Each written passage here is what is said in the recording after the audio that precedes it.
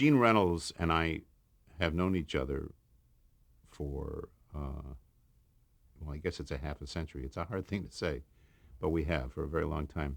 We never worked together. Our paths, professional paths, never crossed. Um, I was aware that he had gone on to do what he was doing, that he was working in television in the '60s, not as an actor anymore, but as a casting director and as a director and as a producer. Uh, Gene came through London with his then wife, Bonnie, and we went to dinner as we always did. Whenever you're an expatriate, you find yourself going to dinner a lot with um, firemen of all sorts. And during dinner, he said, if something good comes up, would you be interested in coming back to the States? I said, not necessarily coming back to the States, but I would certainly, if it's appealing, I would certainly write something here if it could be used there. And he said, fine. And that was the end of that. A couple of weeks later, he called from California. He'd returned, and he said, have you seen a movie called M.A.S.H? And as it happened, I had just a couple of nights before in Trafalgar Square. Thought it was very good. And he said, Bill Self, who is the head of Fox TV, has sold CBS on the idea of possibly doing a series. What they would want to do first is have a script written, a pilot script. If they like that, they'll go to pilot. If they like that, obviously they'll go to series. Would you be interested? And I said, and I was completely in sync with Gene, not knowing that he felt the same way, but finding out very quickly, only if what we did could be true to the spirit of the motion picture. Because, among other things, America was still at war in Vietnam, and there was no intention to trivialize that effort by simply doing another gang comedy set in an army background. And he said, absolutely, I agree with you. And so I made my business deal, which didn't take long. And Gene came over to Hampstead, where I was living. Highgate, actually. I was living in Highgate, which abuts Hampstead in London, in North London.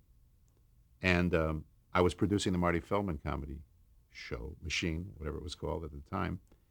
And so Gene came out to I think we were shooting at Elstree, and we would spend a couple of lunchtimes talking about what we thought the pilot should contain. And then I would meet Gene at my house in Highgate, and we'd walk through a beautiful public park there called Kenwood.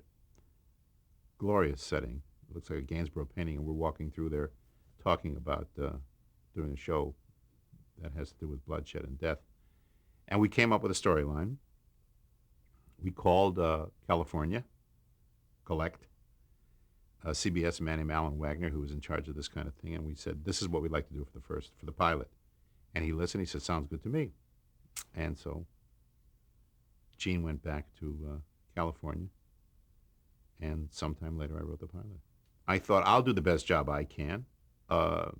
Worst ways, it's a nice check for what turned out to be 2 days' work. I wrote it rather quickly. But I never thought that it would get on, it would be different. Again, I was thinking of England. I'd been terribly influenced by the British product that you could do this kind of thing on British TV. So I guess I thought just sort of kind of a generic television. But then when we came back and got it on, and I started seeing what else was on television, yes, I was surprised.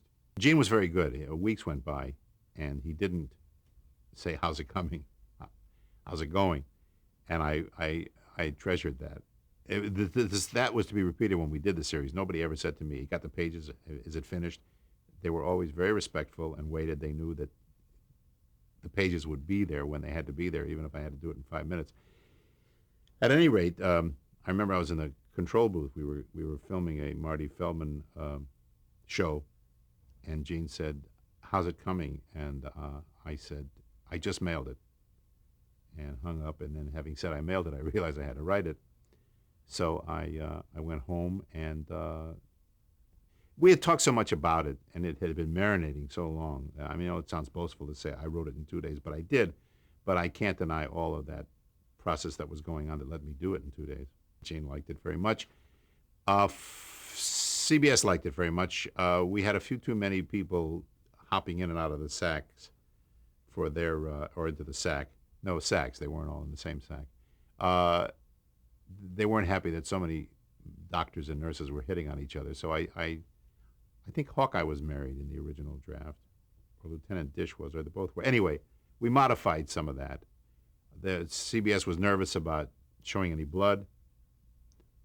Um, Minimal stuff, as I think of it now. I came back to L.A. Gene and Bert did all the casting. They picked all the actors.